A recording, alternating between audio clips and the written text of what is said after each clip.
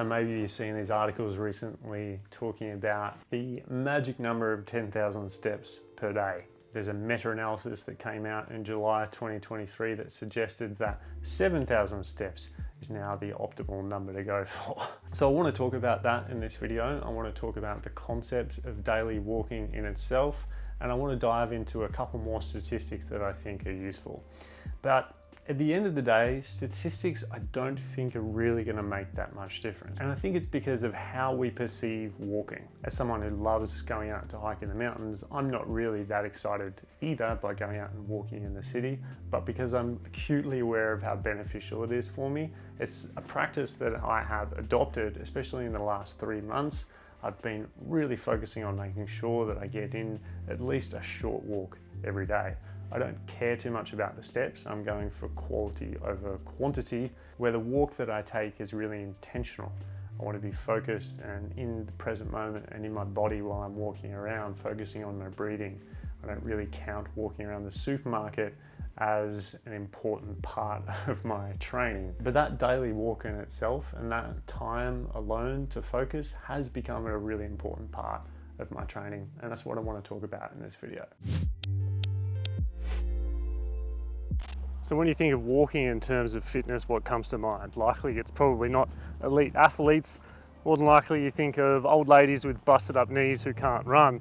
And I think that's a bit of a shame, and I think it's also part of the problem because there's so much science and so much data to suggest that taking a daily walk is absolutely critical for our health and for our survival as human beings. In 2021, a meta-analysis was done that showed an inverse correlation between average daily step count and decreased risk of all causes of mortality. And more specifically, what it showed was an increase in 1,000 steps per day on average decreased all causes of mortality by 12%. So in other words, the more you walk, the less you die, to keep it very simple.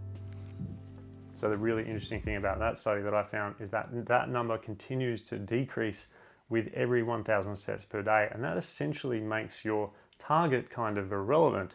So you could start off with as little as 2,800 steps. That's where it starts to become beneficial.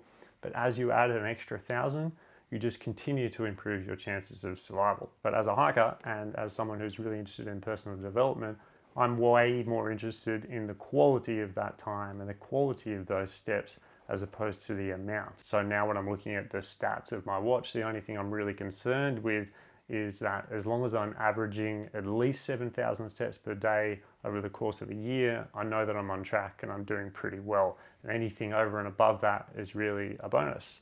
And if you want to read a little bit more about that, I contributed to an article in GQ and I'll link it in the description. So I think studies like that are a big reason why every government website has to recommend taking a daily walk as part of a way to look after yourself.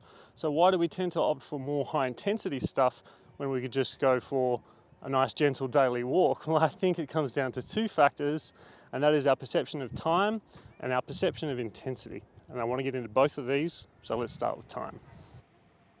Most of us have a limited availability of time with which to work out, and so in lieu of available time, many of us will opt for something of a higher intensity in the belief that that will be more beneficial, and that is absolutely logical. That makes 100% sense. Especially when you take into account all of the things that we're now supposed to be doing to maintain an optimal level of health, like sleeping for 8 hours a night, keeping hydrated, eating a balanced diet, doing zone 2 cardio twice a week, doing 2 to 5 resistance training sessions a week, all whilst meditating, practicing yoga, doing journaling, and maintaining all of our social relationships. Good luck with all that.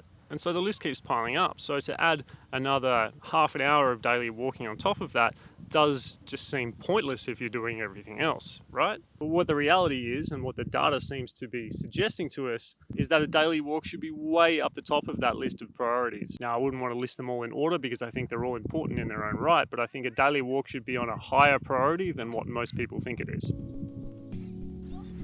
So I realise that none of this is really groundbreaking advice, and you've probably all heard it countless times, but I think it's not something you usually hear from your average fitness influencer. But for those of you who need more convincing, let's get to the second reason.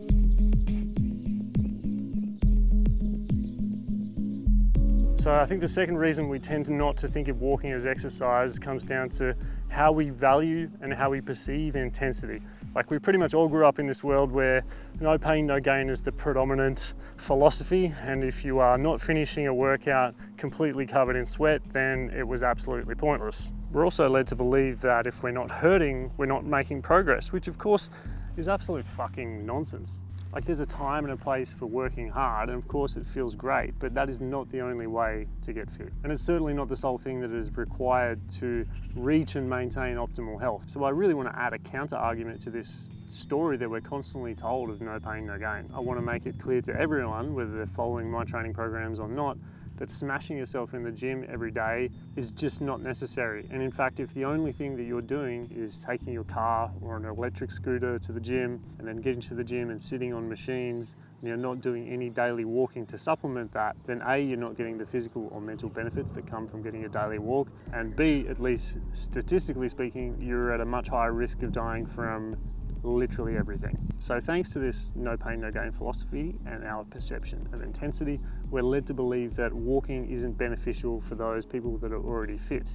And maybe that is true for someone who's running like 50 miles a week. But I think the key thing here is that living a long, healthy life isn't the same thing as being a super elite athlete. Living a good life is about connecting to ourselves and the people around us. It's about going out and adventuring and exploring not just the external world, but also the inner world. One of the biggest benefits that I've had from this experience of walking every day for 30 days has been the way that it's shaped my perception of hiking. And this is how I think it works. We give the body something to do, something that it loves to do, which is walking. And that keeps the body busy and it allows the mind to run free, meaning our thoughts and our feelings can flow freely and uninhibited. And that gives us our sense of creativity and connection to ourselves, and not through any other means other than just the simple act of walking. And this is exactly why I love hiking, and taking this 30-day walking challenge has given me a whole new perspective on how I view all of those benefits that I get from hiking. And it made me think that maybe not all of the benefits that I'm getting from hiking are coming from being in these beautiful places. Maybe it's just the result of this physical act of walking. And if I can get a fraction of that on a daily basis, then why wouldn't I? So I started thinking like, okay, why wouldn't I swap an hour of strength training at the gym for an hour of walking? Especially when I know that 2 really well-structured and well-designed sessions done with good intention, I can get everything that I need to from strength training. And ideally I would do more than 2, but it should never be at the expense of something that is as fundamental as walking, especially for someone who trains for hiking and climbing. Walking, although it seems simple, is something that involves every muscle in the body, and is something that is incredibly unique to our species. I mean, what other animal walks around upright on 2 legs other than that weird sun bear and maybe birds? I'm fascinated by our human history with walking. Walking upright and freeing up our hands enabled us to use our hands to make tools, to source higher quantities and qualities of food, which inevitably ended up with the brains that we have today, and is really the one thing that put us here where we are right now, dominating this planet. And in a way, I think it's kind of a shame that walking is now considered something that's kind of pointless and just for old people, when in reality it's really the one thing that put us here. It's the one thing that made us this important. And so maybe it's something that is completely over and above fitness. Maybe we need to look at it like physiological hygiene, like brushing your teeth, like it's something that is so critical for us to do that it shouldn't even be considered part of the fitness world. It should just be a given. It should just happen. So to answer the question, am I too fit to benefit from walking? I think categorically the answer is no, especially when you consider that fitness is not just a physical concept.